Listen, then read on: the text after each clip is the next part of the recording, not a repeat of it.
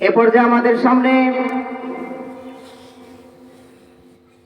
কুরআন ও হাদিস থেকে গুরুত্বপূর্ণ তাকরীর নিয়ে আসছেন বাংলাদেশের ঐতিহ্যবাহী প্রতিষ্ঠান জামিয়াতুস সুন্নাহ শিবচর মাদ্রাসার সুনামধন্য মুহাদ্দিস, বিশিষ্ট ইসলামী চিন্তাবিদ, মুফাসসিরে কুরআন হযরত মাওলানা মুফতি আব্দুল্লাহ আল মামুন সাহেব দামাত বারাকাতুহুম। আলোচনা নিয়ে আসছেন হযরত মাওলানা মুফতি আব্দুল্লাহ আল মামুন সাহেব দামাত বারাকাতুহুম। হযরতকে ওনার মহামূল্যবান তাকরীর পেশ করার জন্য মাহফিল কর্তৃপক্ষের পক্ষ থেকে সবিনয় অনুরোধ জানাচ্ছি। আসসালামু আলাইকুম ওয়া রাহমাতুল্লাহি ওয়া বারাকাতুহু। কেমন আছেন আপনারা? আলহামদুলিল্লাহ। যারা দাঁড়িয়ে আছেন একটু বসে যান দয়া করে। খুব অল্প সময় কথা হবে, অনেক আলোচনা হয়েছে, আধা ঘন্টা আলোচনা করব, অথবা তার থেকে একটু কমও বা বেশি। আপনারা শুনতে রাজি আছেন তো? ইনশাআল্লাহ। আলহামদুলিল্লাহ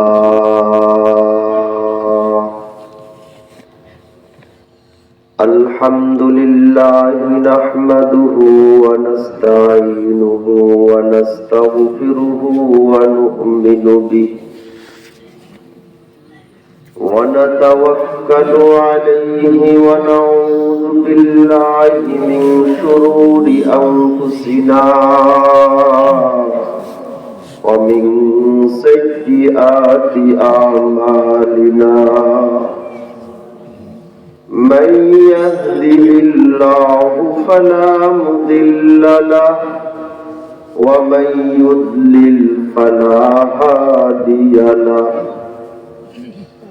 ونشهد أن لا إله إلا الله وحده لا شريك له ونشهد أن سيدنا وسندنا ونبينا ومولانا محمدا عبده ورسوله.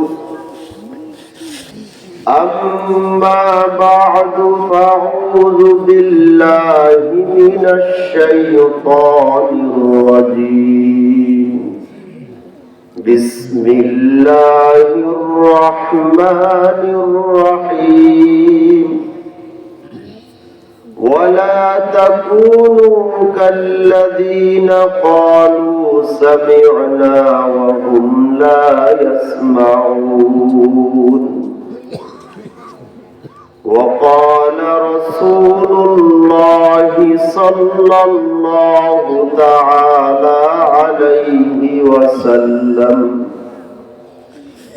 ما اجتمع قوم في بيت من بيوت الله يتلون كتاب الله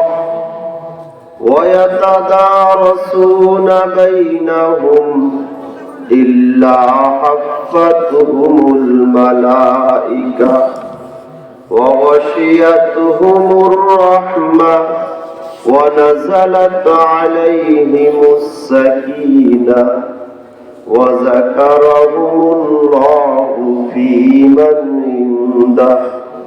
رواه مسلم أو كما قال عليه الصلاة والسلام.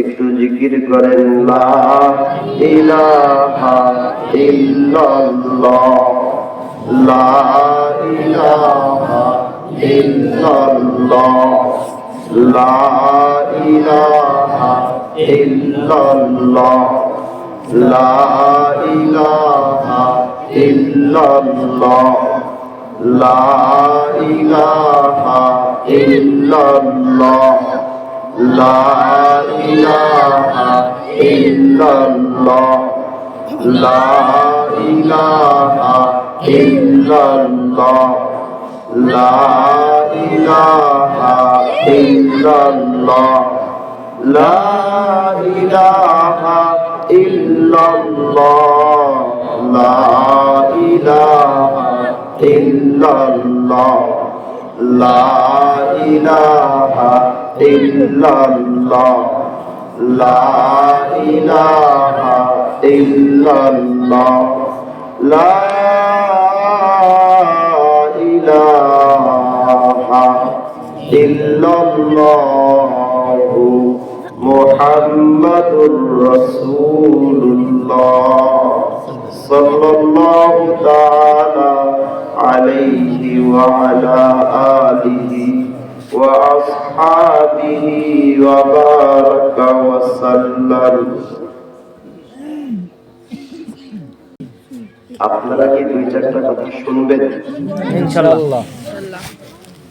কারা কারা শুনবেন? নারায়ে তাকবীর, আল কোরআনের আলো, কোরআন সুন্নাহর আলো, নারায়ে তাকবীর।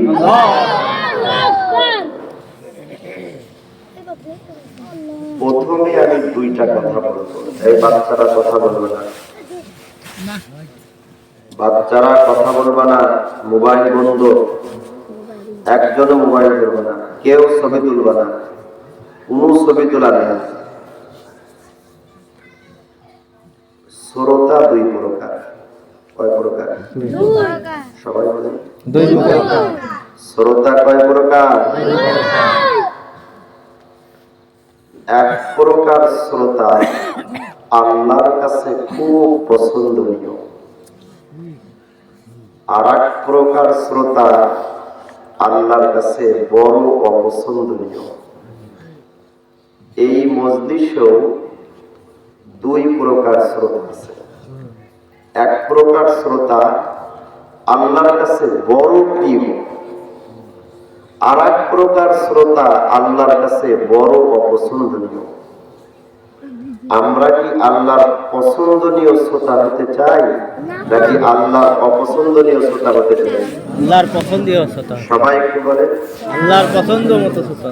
আল্লাহর পছন্দনীয় শ্রোতা কে কে উঠাতে সেটা আল্লাহু আকবার বলে হাত আল্লাহু আকবার। নামাই। আল্লাহর পছন্দনীয় শ্রোতা কারা আর আল্লাহর অপছন্দনীয় শ্রোতা কারা, এটা আল্লাহ কোরআনে বলে দিয়েছে। যারা আল্লাহর পছন্দনীয় শ্রোতা, আল্লাহ তাআলা এদের জন্য কোরআনে সুসংবাদ দিয়েছেন। সুবহানাল্লাহ। আর যারা আল্লাহর অপছন্দনীয় শ্রোতা, এদের ব্যাপারে আল্লাহ তাআলা কোরআনে ধমকি দিয়েছেন। তাহলে আমরা কোন প্রকার শ্রোতা হতে চাই? আল্লাহর পছন্দ। সবাই বলেন আল্লাহর পছন্দনীয় শ্রোতা। আমি বেশি সময় আপনাদের নেব না, একটু কথা বলতে হবে আমার সাথে। আমরা কোন প্রকারের শ্রোতা হতে চাই? আল্লাহর পছন্দনীয়। পছন্দনীয় শ্রোতা হতে চাই। আর পছন্দনীয় শ্রোতার জন্য আল্লাহ কোরআনে কি দিয়েছেন? সুসংবাদ দিয়েছেন। এখন কারা আল্লাহর পছন্দনীয় শ্রোতা আর কারা আল্লাহর অপছন্দনীয় শ্রোতা? فبشر عبادي الذين يستمعون القول فيتبعون أحسنه فبشر عبادي الذين يستمعون القول فيتبعون أحسنه فبشر হে আমার নবী মুহাম্মদ সাল্লাল্লাহু আলাইহি সাল্লাম, তুমি আমার ওই সকল বান্দাদেরকে সুসংবাদ দিয়ে দাও। বলে কোন সমস্ত বান্দাদেরকে সুসংবাদ দিয়ে দিবা? আল্লাযীনা ইয়াস্তামিউনাল কাওলা, যারা কোরআন এবং সুন্নাহর আলোচনা কান লাগায়া শোনে। কি লাগায়া শোনে? কান লাগায়া। কোন কান? দিলের কান লাগায়া শোনে। যারা কোরআন সুন্নাহর আলোচনা দিলের কান লাগায়া শোনে, ফায়াত্তাবিউনা আহসানা, এবং সেই কোরআন এবং সুন্নাহর আলোচনার উপর আমল করে। শোনে এবং কি করে? আমল করে। তাহলে কোন শ্রোতা আল্লাহর প্রিয়? যেই শ্রোতা দিলের কান দিয়ে শোনে আর যা শোনে তা কি করে? আমল করে। আপনারা কোন শ্রোতা হবেন? দিলের কান দিয়ে শুনে আমল করা শ্রোতা, নাকি শুনে আমল না করা শ্রোতা? কারা কারা শুনে আমল করা শ্রোতা হবে? আজ জায়গায় আল্লাহ আপনাদের কবুল করে। তাহলে যারা আমলের নিয়তে মনের কান দিয়ে শুনবে, আল্লাহ এদের জন্য সুসংবাদ দিয়েছে। সুবহানাল্লাহ। আমরা কি পছন্দনীয় শ্রোতা হব না অপছন্দনীয় শ্রোতা? পছন্দনীয় শ্রোতা। তাহলে পছন্দনীয় শ্রোতা হওয়ার জন্য কয় শর্ত? 2 শর্ত। মনের কান দিয়ে শুনতে হবে, আমলের নিয়তে শুনতে হবে। পারবো তো ইনশাআল্লাহ? আর এক প্রকার শ্রোতা, যাদের জন্য আল্লাহ ধমকি দিয়েছেন আর বলেছেন খবরদার এরকম শ্রোতা হয়ো না। ওয়ালা তাকুনু কাল্লাযীনা ক্বালু সামি'না ওয়া হুম লা ইয়াসমাউন। ওয়ালা তাকুনু কাল্লাযীনা ক্বালু সামি'না ওয়া হুম লা ইয়াসমাউন। আল্লাহ বলেন তোমরা ওই রকম শ্রোতা হয়ো না, খালি শুনলা কিন্তু আমল করবা না। খালি শুনলা কিন্তু আমল করবা না, এইরকম শ্রোতা হয়ো না। যারা শুধু শুনবে কিন্তু আমল করবে না, এরা হাসরের ময়দানে আফসোস করবে। লাউ কুন্না নাসমাউ আও নাকিলু মা কুন্না ফি আসহাবিস সাইর। হাসরের ময়দানে যারা শুধু শুনছে কিন্তু আমলের নিয়তে শুনে নাই, এরা বলবে লাউ কুন্না নাসমাউ, হায় যদি আমরা আমলের নিয়তে শুনতাম, আও নাকিলু এবং বুঝে বুঝে আমল করতাম, মা কুন্না ফি আসহাবিস সাইর, তাহলে জাহান্নামে হইতাম না। কি হইতাম না? জাহান্নামে। যারা মনোযোগ দিয়ে শুনবে, আমলের নিয়তে শুনবে, তাদের ঠিকানা হবে জান্নাত। আর যারা মনোযোগ দিয়ে শুনবে না, আমলের নিয়ত করবে না, ওরা যতই ওয়াজ শুনুক, ওদের ঠিকানা জাহান্নাম। ওদের ঠিকানা কোথায়? জাহান্নাম। তাহলে কোন নিয়তে শুনবো? আমলের নিয়তে। সবাই বলেন কোন নিয়তে? আমলের নিয়তে শুনবো। যদি কেউ আমলের নিয়তে একটা মাহফিল শোনে, ওই একটা মাহফিল তার হিদায়াতের জন্য যথেষ্ট হয়ে যাবে।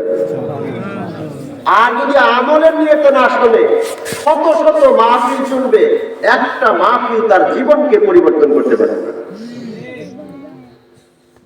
এখানে অনেক যুবক আছে, অনেক মা বোনেরা আছে, অনেক বৃদ্ধ বাবারা আছে। এই মাহফিলটা একটা মহিলা মাদ্রাসার উদ্যোগে মোল্লাবাড়ি হযরত খাদিজাতুল কুবরা রাদিয়াল্লাহু তাআলা আনহা নামে মাদ্রাসা।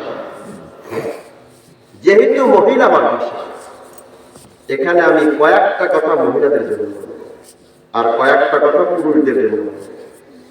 আমল করবেন তো ইনশাআল্লাহ? আমল করবেন তো?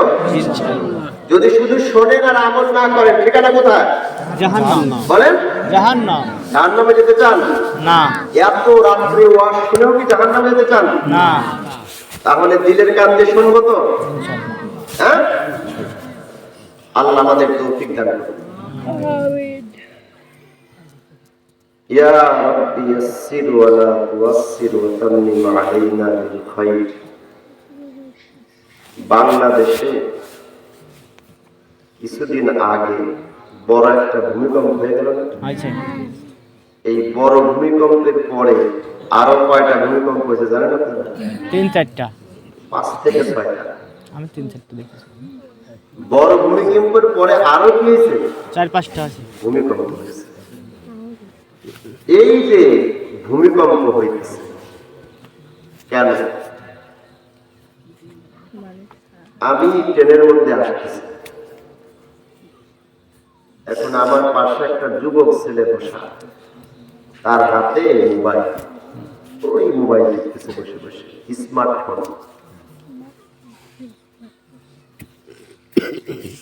তো সে বলতেছে বাংলাদেশে খুব ভূমিকম্প হইতেছে, এটার কারণ কি জানেন? বলে কি কারণ? বাংলাদেশের জনসংখ্যা বেড়ে গেছে। কি বেড়ে গেছে? জনসংখ্যা। বাংলাদেশে বেশি বেশি ভূমিকম্প হইতেছে, এটার কারণ কারণ বলতেছে বাংলাদেশের কি বেড়ে গেছে? জনসংখ্যা বেড়ে গেছে। এখন আমার পাশে এক বৃদ্ধ লোক বসা ছিল, একটু রাগিয়ে গেছে, রাগিয়ে গিয়ে বলতেছে জনসংখ্যার কারণে ভূমিকম্প নেই, তোদের মতো যুবকদের আকামের কারণে,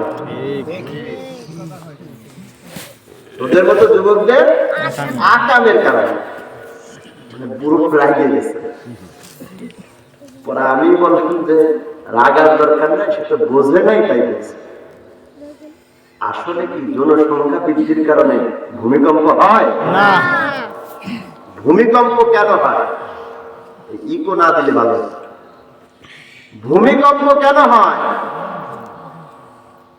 হাদিসের মধ্যে এসেছে আয়েশা রাদিয়াল্লাহু তাআলা আনহা, নাম শুনছেন? আল্লাহ রাসূলের সবচেয়ে প্রিয় স্ত্রী। আল্লাহ রাসূল দেখুন আয়েশা রাদিয়াল্লাহু তাআলা আনহা ঘরে একই চাদরের নিচে, একই কাঁথার নিচে স্বামী স্ত্রী দুইজন শুয়ে থাকতেন, আল্লাহ তখনও ওহী নাযিল করতেন। আয়েশা এত দামি যে আয়েশার ঘরে একই চাদরের নিচে, একই বিছানায় শুয়ে থাকা অবস্থায়ও আল্লাহ কি নাযিল করেছেন? অন্য কোন বিবির কাছে থাকাকালীন ওহী নাযিল হয় না। এই আয়েশা রাদিয়াল্লাহু তাআলা বলেন পৃথিবীতে ভূমিকম্প হয় তিন কারণে। কয় কারণে? তিন কারণে। এক নম্বর, জিনা ব্যভিচার যখন বেড়ে যায়। কি হয়? জিনা ব্যভিচার বেড়ে যায়। যখন নারী পুরুষ অবাধে মেলামেশা করে, পর্দা নাই, কুশিদা নাই, উলঙ্গ হয়ে চলে, উলঙ্গ পানা হয়ে চলে, মাথায় কাপড় দেয় না, শরীরে যে কাপড় পরে এ কাপড় দিয়ে পুরো শরীর ঢাকে না, ফলে জিনা হয়, ব্যভিচার হয়, তখন আল্লাহ রেগে যান, তখন ভূমিকম্প দেয়। আর আমরা কই জনসংখ্যা বৃদ্ধির কারণে কি হইতেছে? বাজে কথা। দুই নম্বর, যখন মানুষ মাপে কম দেয়। কি করে? মাপে কম দেয়। মাপে কম দেয়। বালির ব্যবসায়ী বালি মাপে বিক্রি করে ফিট করে, 10 ফিটের জায়গায় 9 ফিট দিয়ে দিচ্ছে, 1 ফিট চুরি করছে। এই যে মাপে কম দিল। কাপড়ের ব্যবসায়ী কাপড় বিক্রি করতে গিয়ে একটু একটু করে কমায় দিল। তরকারি ব্যবসায়ী তরকারি বিক্রি করে একটু একটু কমায় দিল। মাছের ব্যবসায়ী মাছ বিক্রি করতে গিয়ে দাড়ি পাল্লায় পানি উঠায় পানি নেমে দিল। দর্জি সেলাই দেওয়া দরকার একটা, দুইটা, একটা দিয়ে দিল।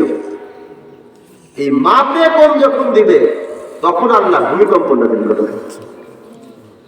3 নম্বর, ভূমিকম্পের কারণ হলো যখন মানুষ একজন আর একজনের উপর জুলুম করবে। কি করবে? জুলুম। যখন মানুষ জালেম হবে, জুলুম করবে। একটা হলো মানুষের উপর জুলুম, আর একটা হলো নিজের উপর জুলুম। এখন বলুন হুজুর, মানুষের উপর জুলুম করা তো বুঝলাম, নিজের উপর আবার কেমনে জুলুম করে? নিজের উপর কেমনে জুলুম করে? যেই লোকটা নামাজ পড়ে না সে তার কার উপর জুলুম করে? নিজের উপর। যেই লোকটা মিথ্যা বলে সে কার উপর জুলুম করে? নিজের উপর। যেই লোকটা চুরি করে কার উপর জুলুম করে? নিজের উপর। কারণ চুরি করার কারণে, মিথ্যা বলার কারণে, নামাজ না পড়ার কারণে সে জাহান্নামের উপযুক্ত হয়ে নিজের উপর জুলুম করবে, নিজের উপর জুলুম করবে। এই যে অপরাধ, এই অপরাধের কারণে আল্লাহ আসমান থেকে শাস্তি পাঠান। কিসের কারণে? অপরাধে। আর এই অপরাধ থেকে আমাদের মুক্তির একটা পথ হলো মাদ্রাসা। বলেন কি? মাদ্রাসা। সবাই জোরে বলেন মাদ্রাসা। অপরাধ থেকে মুক্তির একটা পথ হলো কি? মাদ্রাসা। আপনার ছেলে বাসায় বসে মোবাইল দেখে, মাদ্রাসায় ভর্তি করে দেন, আর মোবাইল দেখতে পারবে না। হ্যাঁ? না। এখন সে কোরআন পড়বে। কি পড়বে? কোরআন পড়বে। মাদ্রাসায় একটা বাচ্চা যে কোরআন পড়বে, এই কোরআন পড়লে কি লাভ? আপনার ছেলে অথবা আপনার মেয়ে মাদ্রাসায় ভর্তি হয়েছে, একবার বলছে আলিফ, কি বলছে? আলিফ। এই যে আলিফ বলল, সাথে সাথে আল্লাহ তাআলা 10টা নেকি লিখে দিয়েছে। সুবহানাল্লাহ। কিন্তু এই নেকিটা কে পাবে? 4 শ্রেণীর মানুষ পাবে। কয় শ্রেণীর মানুষ? 4 শ্রেণীর। বলেন। 4 শ্রেণীর। মনে করেন আপনার ছেলে আব্দুর রহিম অথবা আপনার মেয়ে সুমাইয়া মাদ্রাসায় পড়ে, সে একবার বলছে আলিফ। এই আলিফ বলার কারণে তার আমল নামায় 10টা নেকি লেখা হয়েছে। এই 10টা নেকি শুধু তার আমল নামে লেখা হয়নি, 4 প্রকার মানুষের আমল নামে লেখা হয়েছে। 1 নম্বর, ওই যে সুমাইয়া যে পড়লো, প্রথমে ওর আমল নামায় 10টা নেকি লেখা হয়েছে। এরপরে সুমাইয়ার বাপ এবং মা, এই 2 জনের আমল নামায় 10টা করে 20টা নেকি লেখা হয়েছে। সুবহানাল্লাহ। এরপরে ওর শিক্ষক যে পড়াইছে, ওর শিক্ষকের আমল নামায় 10টা লেখা হয়েছে। সুবহানাল্লাহ। এরপরে যেই এলাকার মধ্যে মাদ্রাসাটা আছে, ওই এলাকার মানুষ ওই মাদ্রাসাটাকে দিলের থেকে মহব্বত করে। ওই এলাকায় যদি 1000 মানুষ থাকে, প্রত্যেকের আমল নামায় 10টা করে নেকি লেখা হয়েছে। সুবহানাল্লাহ। মাদ্রাসা লাভ না লস? লাভ। বলেন। লাভ। এই বাচ্চারা, মেয়েরা যে মাদ্রাসায় পড়বে, এটা কি শুধু সে নাকি পাবে? না। বলেন। না। তার মা বাবা পাবে? পাবে। তার শিক্ষক পাবে? না সবাই পাবে? সবাই। এই মোল্লাবাড়ি মাদ্রাসার মধ্যে যারা পড়বে সবাই এর নাকি পাবে। সুবহানাল্লাহ। এটা বিনা পুঁজির ব্যবসা। কি পুঁজির ব্যবসা? বিনা পুঁজির। বিনা পুঁজির ব্যবসা।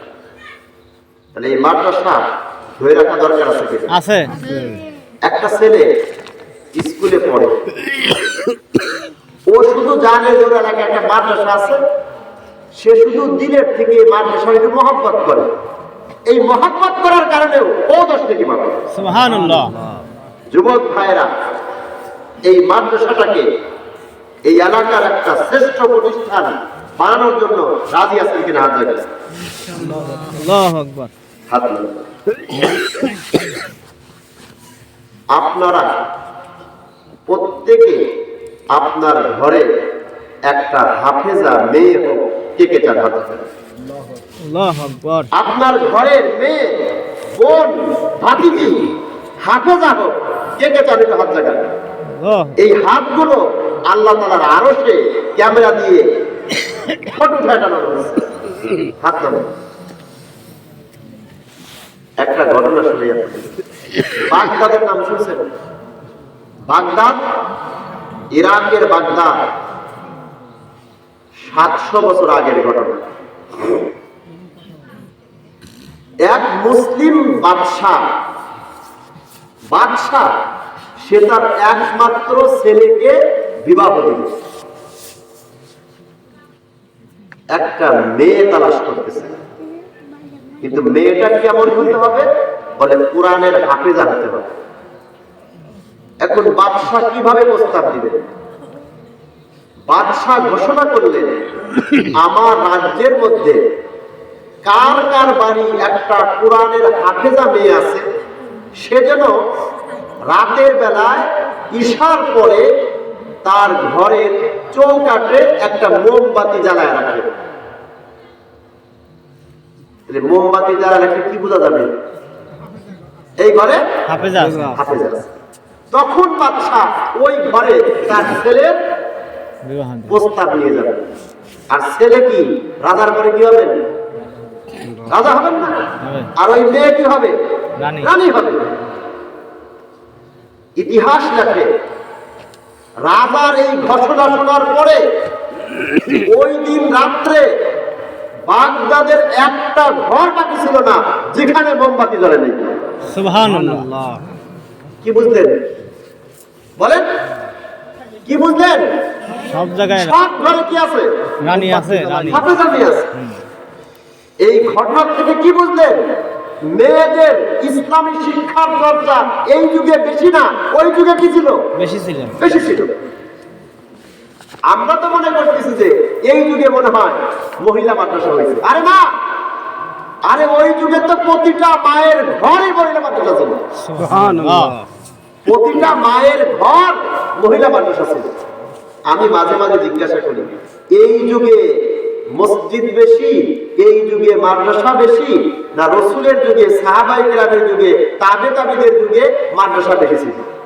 বলেন তো কোন যুগে মাদ্রাসা বেশি? হ্যাঁ? মাদ্রাসা কাকে বলে? এরকম বিল্ডিং এর নাম মাদ্রাসা? আরে আগেকার যুগে প্রতিটা মায়ের কোল ছিল মাদ্রাসা। প্রতিটা মায়ের কোল, প্রতিটা ভাইয়ের কোল, প্রতিটা বাবার কোল, প্রতিটা দাদার কোল, প্রতিটা দাদির কোল, প্রতিটা নানির কোল মাদ্রাসা ছিল। সুবহানাল্লাহ। একটা বাচ্চা সে কুরআন শিখতো তার মায়ের কোল থেকে। একটা ঘটনা শুনলে বুঝবেন, আল্লাহ রাসূল বসে আছে সাহাবায়ে কেরামকে নিয়ে। এমন সময় এক সাহাবী সামনে বসে হাসি দিছে। কি দিছে? হাসি দিছে। হাসি দিয়ে কি বলতে হয়? বলেন আলহামদুলিল্লাহ। হাসি দিয়ে কি বলতে হয়? আলহামদুলিল্লাহ। আলহামদুলিল্লাহ বলতে হয় না? হ্যাঁ। এখন ওই সাহাবী হাসি দিয়ে বলে আসসালামু আলাইকুম। আপনারা হাসছেন না? এই হাদিসটা আমি যতবার পড়াই ততবার আমিও হাসি। এত বড় সাহাবী হাসি দিয়ে কয় আসসালামু আলাইকুম।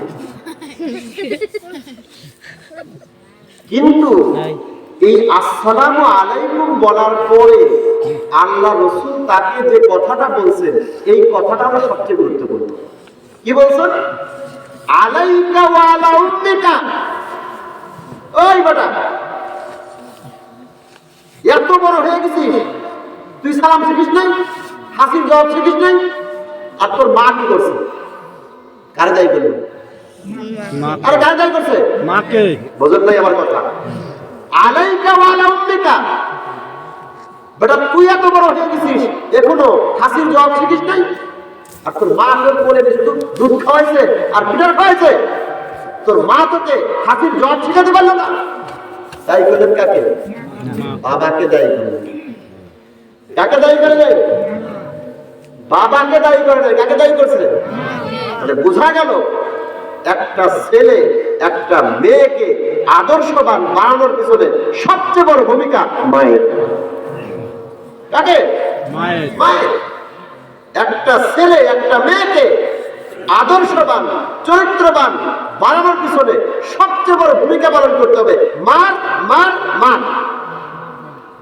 এই জন্য একদিন এক সাহাবী জিজ্ঞাসা করলেন, মান আবারু ইয়া রাসূলুল্লাহ, হে আল্লাহ রাসূল, আমি বাবার সাথে বেশি ভালো ব্যবহার করব নাকি মার সাথে? আল্লাহ রাসূল বলেন, তোমার মার সাথে। বলে এরপর কার সাথে? তোমার মার সাথে। এরপর কার সাথে? তোমার মার সাথে। কয়বার বলছেন? তিনবার। অধিকার কার বেশি দিয়েছেন? মায়ের। কেন? মায়ের ভূমিকা বেশি। মায়ের কি বেশি? ভূমিকা বেশি। একটা সন্তান একেবারে পেটে থাকে 10 মাস, এরপরে মায়ের কোলে দুধ খায় 2 বছর, এরপরে এই বাচ্চাটা পেশাব পায়খানা নিজে নিজে করতে পারে, এরকম যায় 7 বছর 8 বছর পর্যন্ত। তাহলে একটা বাচ্চা সর্বসময় মায়ের কোলে থাকে কত বছর পর্যন্ত? 7-8 বছর। এই 7-8 বছর সে মায়ের চরিত্র লক্ষ্য করে। কিসের চরিত্র লক্ষ্য করে? মা যদি মোবাইল ওয়ালা হয়, ওই সন্তানও কি ওয়ালা হয়? মোবাইল হলো বর্তমানে মারা তো সব কি ওয়ালা হয়ে গেছে? মোবাইল হলো মোবাইল ওয়ালা মা। এরা সন্তান ওয়ালা মা না, মোবাইল ওয়ালা মা। স্মার্টফোন নিয়ে সারাদিন ঘরে ফেরে। তবে সব মানা বর্তমানে অধিকাংশ মাদের অবস্থা হয়ে গেছে। মা যদি আল্লাহ হয়, অবশ্যই তার সন্তান মেয়ে আল্লাহ হবে। আল ওয়ালাদু সিররু আবিহি, বাপ মা যেমন হবে সন্তান তেমনই হবে। বাপ মা যদি গাঁজাখোর হয়, সন্তানও গাঁজাখোর হবে। বাপ মা যদি মোবাইল হয়, ওই সন্তানও মোবাইল না হবে। একটা ঘটনা মনে পড়লো, শোনাবো? শুনবেন?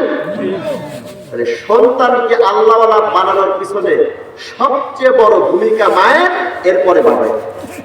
এরপরে কার? বাবার। আমার মার স্মার্টফোন নেই, আমার বাবারও স্মার্টফোন নেই, আমার বিবিরও স্মার্টফোন নেই। আমার 3টা সন্তান, ওরা স্মার্টফোন দেখে নেই, টাচফোন দেখে নেই। প্রতিটা ঘর নষ্ট হয়ে যেতেছে এই স্মার্টফোনের কারণে। স্মার্টফোনের কারণে আজকেও আমি ট্রেনের মধ্যে যখন আসতেছি, তখন একজন অফিসার আমার সাথে বসা, সে বলতেছিল, হুজুর আমি আমার 2টা বাচ্চাকে মাদ্রাসায় ভর্তি করে দিয়েছি, এদের প্রতি মাসে 2 জনের বেতন 20,000 টাকা, ঢাকার মহাখালীতে। মানে হুজুর আমি যে শিক্ষিত, আমার জীবনটা আমি শেষ করেছি, কিন্তু আমি চাই না আমার সন্তানের জীবন শেষ করতে। আজকাল পিতামাতা বলে আমার সন্তান আমার হক আদায় করে না। কেমন হক আদায় করবে? আপনি আপনার সন্তানের হক আদায় করছেন? আপনি আপনার সন্তানের হক আদায় করছেন নি?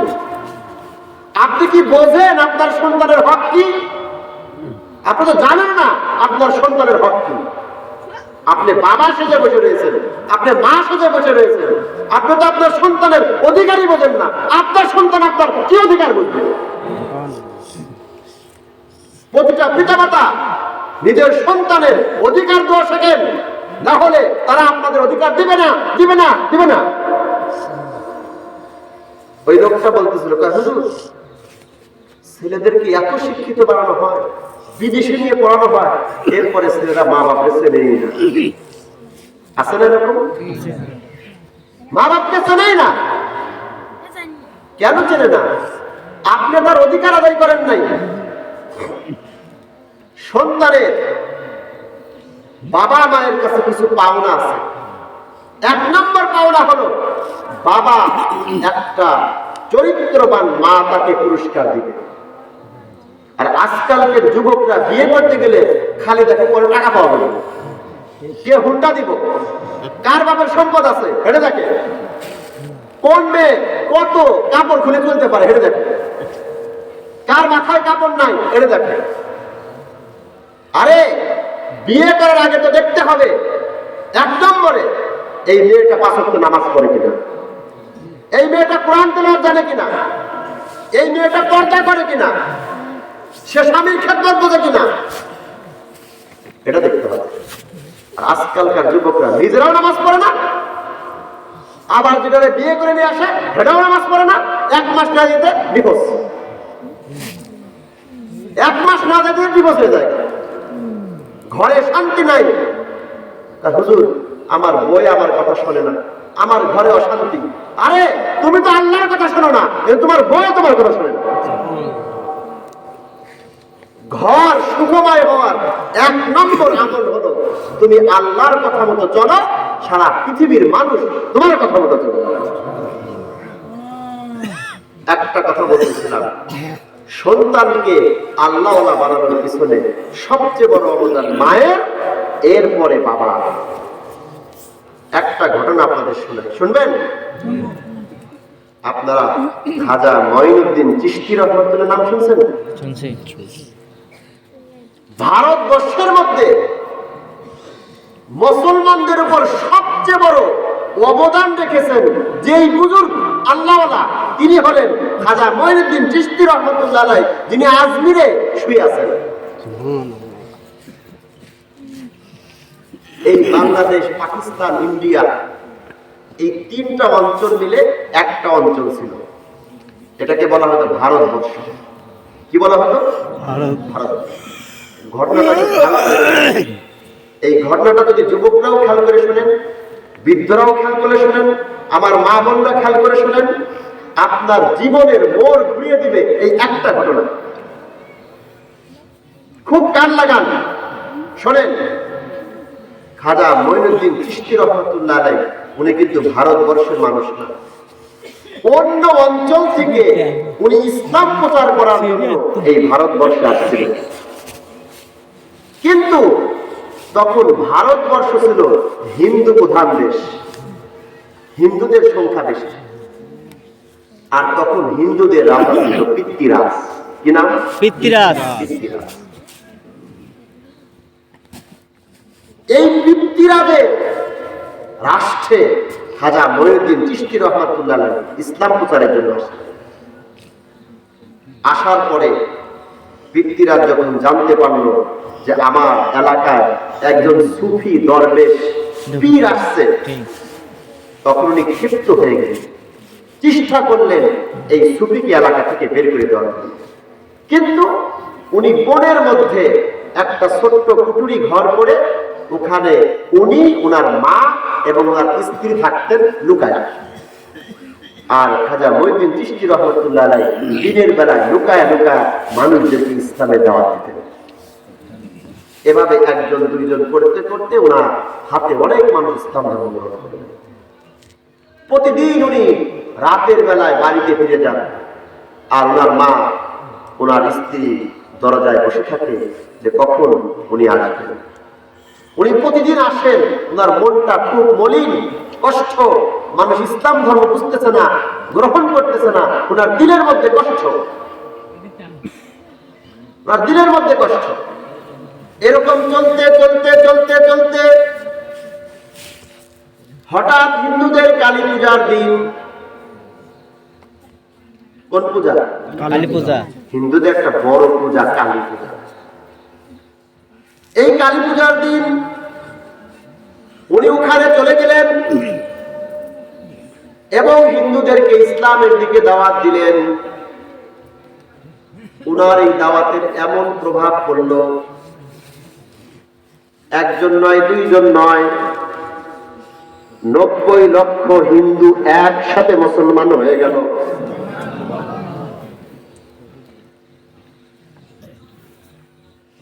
যিনি ভারতবর্ষে জায়গা পাইতেছেন না, তার হাতে হাত দিয়ে লক্ষ লক্ষ মানুষ যখন মুসলমান হয়ে গেল, ওনার খুশি নাকি বেজার?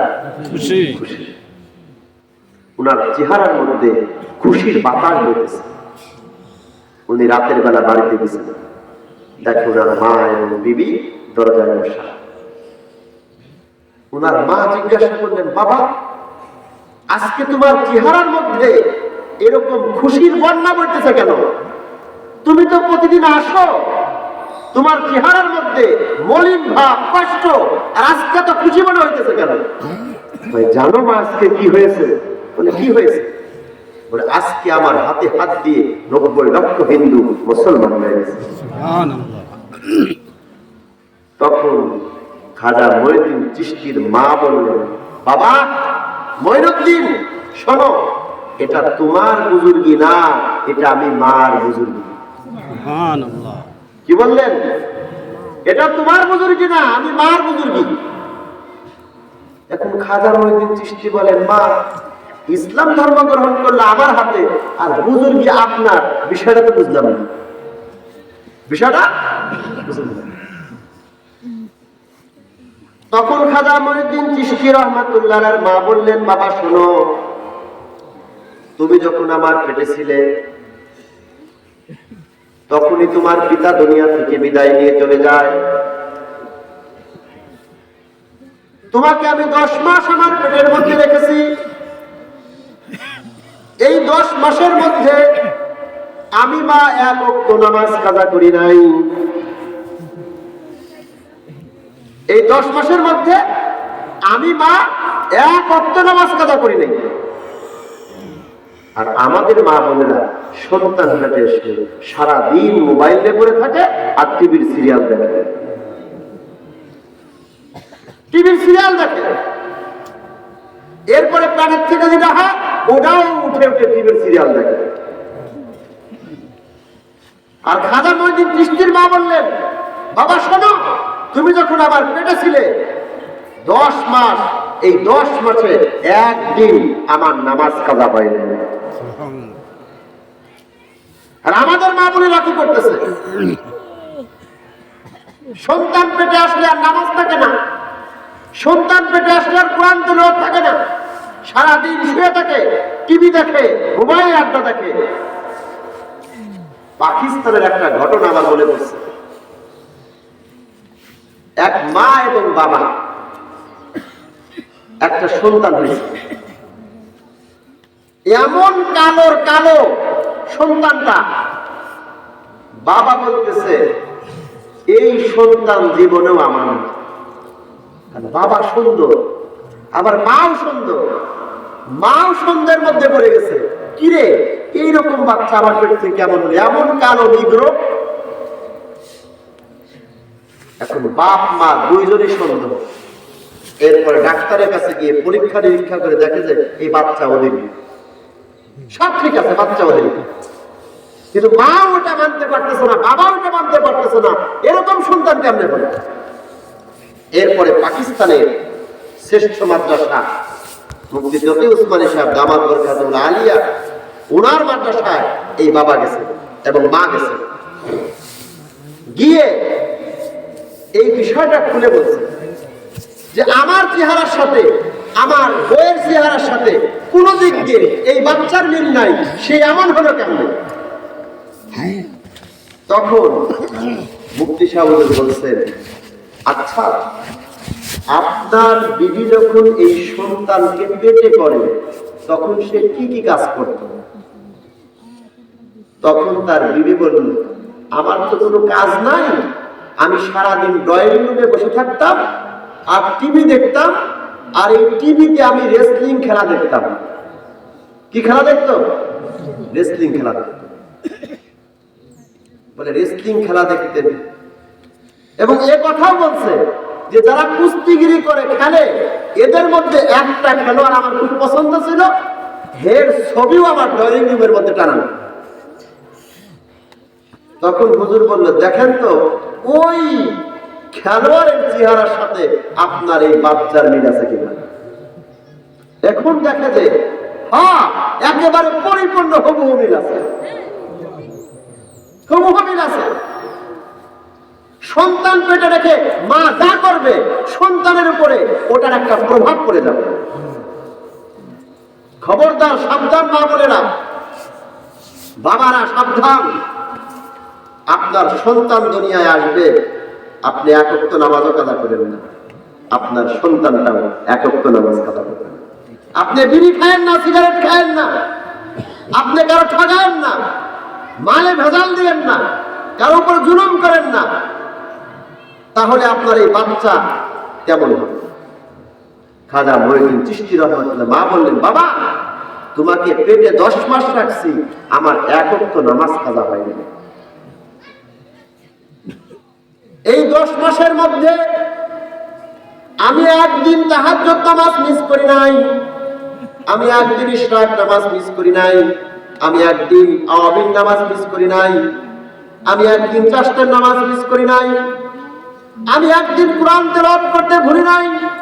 প্রতি নামাজের পরে কোরআন তেলাওয়াত করতাম এবং 2 হাত তুলে আল্লাহর কাছে দোয়া করতাম, আল্লাহ আমার এই পেটের মধ্যে যদি ছেলে সন্তান হয় হাসান বসরির মতো বানাও, আর যদি মেয়ে সন্তান হয় রাবিয়া বসরির মতো বানাও। এই দোয়া করতাম। তোমাকে পেটে রেখে হারামের সন্দেহ আছে এরকম একটা খাবার আমার মুখ দিয়ে পেটে ঢোকে নাই। আমি আমার 2 কানের মধ্যে তুলা দিয়ে রেখেছি যাতে করে কোনো পুরুষের আওয়াজ আমার কানের মধ্যে না আসে। আর আমাদের মা বোনেরা কানের মধ্যে ইয়ারফোন দিয়ে ঢুকে হিন্দি গান শুনতে থাকে, গান শুনতে থাকে। আর ওনার মা কানের মধ্যে তুলা দিয়েছেন যাতে করে কোন পুরুষের আওয়াজ ওনার কানে না ঢোকে। বলে বাবা মঈনুদ্দিন, তোমাকে পেটে রেখে আমি আমলগুলো করেছি, এরপরে যখন তুমি ভূমিষ্ঠ হওয়ার পরে মহিলাদের উপর কিছুদিন নামাজ থাকে না। ওনার মা বললেন, বাবা আমার উপর নামাজ ছিল না, কিন্তু আমি তোমাকে এক ঢোক দুধ ওযু ছাড়া পান করাই দিই। তোমাকে পাশে শুয়ে রেখে আমি তোমার পাশে বসে বসে কোরআন তেলাওয়াত করেছি, আল্লাহ আল্লাহ রাব বলেছি, লা ইলাহা ইল্লাল্লাহ বলেছি, মুহাম্মাদুর রাসূলুল্লাহ বলেছি, আর তোমার জন্য দোয়া করেছি। এত দোয়ার ফলে, এত কিছুর ফলে আজকে তুমি খাজা মঈনুদ্দিন চিশতি হয়েছে। এমনি খাজা মঈনুদ্দিন চিশতি হয়? সন্তানকে আল্লাহওয়ালা বানানোর পিছনে মাদের সবচেয়ে বড় ভূমিকা পালন করতে হবে, সবচেয়ে বড় ভূমিকা পালন করতে হবে। আজকে যদি আমাদের মা বোনেরা খাজা মঈনুদ্দিন চিশতির মা বোনের মতো হয়ে যায়, এরা মোবাইলে মা না হয়, এরা বেপরদা মা না হয়, তো আজও আমাদের মা বোনদের পেট থেকে খাজা মঈনুদ্দিন চিশতি হওয়া সম্ভব।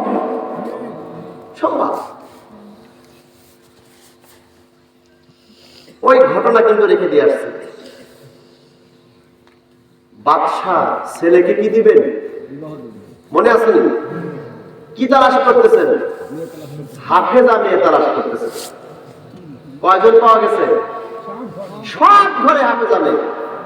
এই মোল্লাবাড়ি এলাকার কোন কোন আল্লাহর বান্দা তার মেয়েকে নাতিকে হাফেজ বানাতে নানা করে হাত জাগান? আল্লাহু আকবার। হাত জাগান। প্রত্যেকেই তার একটা করে কন্যা এই মাদ্রাসায় ভর্তি করে দিবেন ইনশাআল্লাহ। যাদের নাই তারা পাশ থেকে কালেকশন করে নিয়ে এসে দিবেন। কি করে নিয়ে দিবেন? কালেকশন করে নিয়ে এসে দিবেন।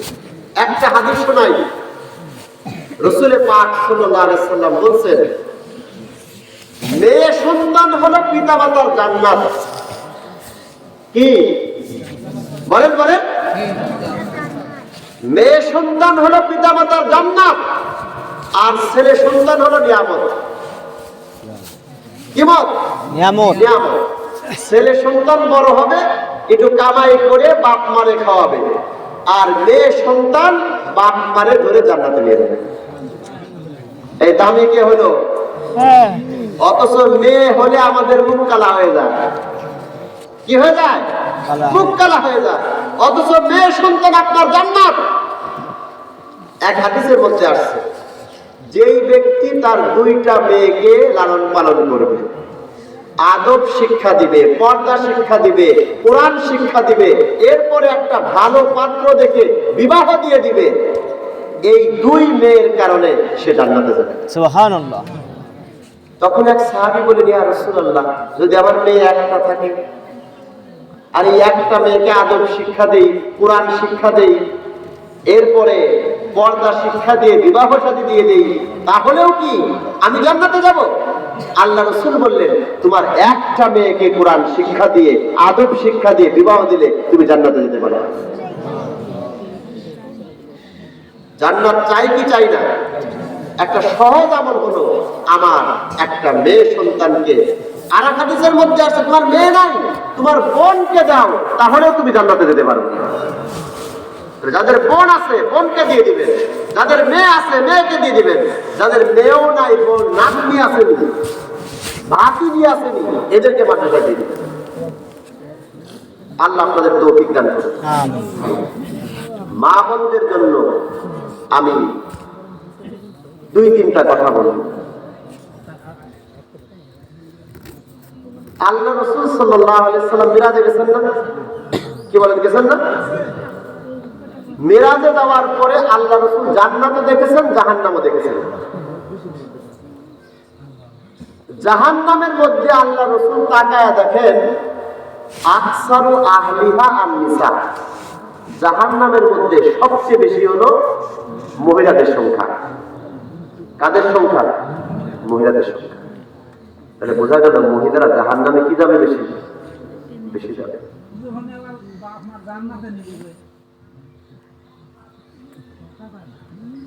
মেয়েরা জাহান্নামে কি যাবে বেশি বেশি যাবে। তখন আল্লাহ রাসূল জিবরাইল আলাইহিস সালামকে জিজ্ঞাসা করলেন, হে জিবরিল, মেয়েরা কেন জাহান্নামে বেশি যাবে? 4 কারণে। কয় কারণে? 4 কারণে। মা বোনেরা ভালো করে শুনেন, আপনাদের জন্য জাহান্নামে যাওয়া খুব সহজ, আবার জান্নাতে যাওয়াও খুব সহজ। যেই মহিলা 4 কাজ করবে, 4টা আমল করবে, সে জান্নাতে চলে যাবে। আবার যেই মহিলা 4টা অপরাধ করবে, এই মহিলা কোথায় যাবে? তাহলে তার জাহান্নামে যাওয়ার আমল কয়টা? আবার জান্নাতে যাওয়ার আমল কয়টা? 4টা। একটু ভালো করে শুনেন, মহিলারা কয় কারণে জাহান্নামে যাবে? 1 নম্বর, একফুরনাল আশিরা, স্বামীর অবাধ্য হবে। 1 নম্বর কি? স্বামীর অবাধ্য। বলেন সবাই, স্বামীর। যেই মহিলা স্বামীরে গোনে না, স্বামীরে মানে না, স্বামী বলে যে ঘরে থাকো, পর্দা করো, নামাজ পড়ো, রোজা রাখো, কোরআন তেলাওয়াত করো, সে শোনে না, খালি বাইরে চলে যেতে চায়, কথা শোনে না। স্বামী বলে মোবাইল চালাও না, কাজকর্ম ঠিক মতো করো, স্বামীর কথা শোনে না। যেই মহিলা স্বামীর অবাধ্য, সে মহিলা কোথায় যাবে? তাহলে মহিলা জাহান্নামে যাওয়ার কারণ কয়টা? 1 নম্বর, স্বামীর অবাধ্য। 2 নম্বর, একফুরনাল ইহসান, আপনি মহিলাদেরকে যত কিছুই দিবেন, তারা বলবে কিছুই দেয় না, শুকরিয়া। কি বেশি? না শুকরিয়া। আল্লাহ রাসূল বলেন, একটা লোক বাজার থেকে সব কিছু আনছে, শুধু লবণ আনতে ভুলে গেছে। এখন ছেলে আর মেয়ে ডাকে বলে, তোর বাপের সাথে 30 বছর সংসার করতেছি, সংসার করে শান্তি পেলাম না। কি হয়েছে? দেখ, লবণ আনতে ভুলে গেছে। সবই আনছে, কিন্তু ভুলে গেছে কোনটা? কানেরটা দেশে, নাকেরটা দেশে, সব কিছু দেশে, খালি পায়ের নুপুরটা দেয় নাই। কোন বাড়ি থেকে দেখে আসছে যে অমুকের কোন নুপুর আছে, তুমি আমার কি দিছো? কিছুই দাও নাই, আমার পায়ের নুপুরটা তো দাও নাই। নাশুকরিয়া বেশি, মেয়ে মানুষের মধ্যে নাশুকরিয়া বেশি। এই জন্য মা বোনেরা স্বামী জানে ওটার উপর সন্তুষ্ট থাকেন, আল্লাহ তাআলা আপনার প্রতি সন্তুষ্ট হয়ে যাবে। 1 নম্বর স্বামীর অবাধ্য, 2 নম্বর নাশুকরিয়া, 2 নম্বর কি? 3 নম্বর ইউকসিরনা লানা, কথায় কথায় খালি অভিশাপ দেয়। কি দেয়? ওই ছেলে মেয়ের সাথে গ্যাঞ্জাম লাগছে, ধরা পড়া মরে না কেন? স্বামীর সাথে গ্যাঞ্জাম লাগছে, ধরা পড়া মরে না কেন? স্বামীর অভিশাপ দেয়, আবার সন্তানদের অভিশাপ দেয়, এলাকার মানুষের অভিশাপ দেয়। আবার ধান উড়াইতেছে, বাতাস আসতেছিল দক্ষিণ দিক থেকে উত্তর দিক থেকে, ধরা পড়া বাতাস আসার সময় পেল না। বাতাস কি আমার আপনার কথায় চলে না আল্লাহর কথায় চলে? তো মহিলাদের মধ্যে অভিশাপ দেওয়ার অভ্যাস কি বেশি, এই জন্য তারা জাহান্নামে যাবে। 4 নম্বর, আরিয়াতুন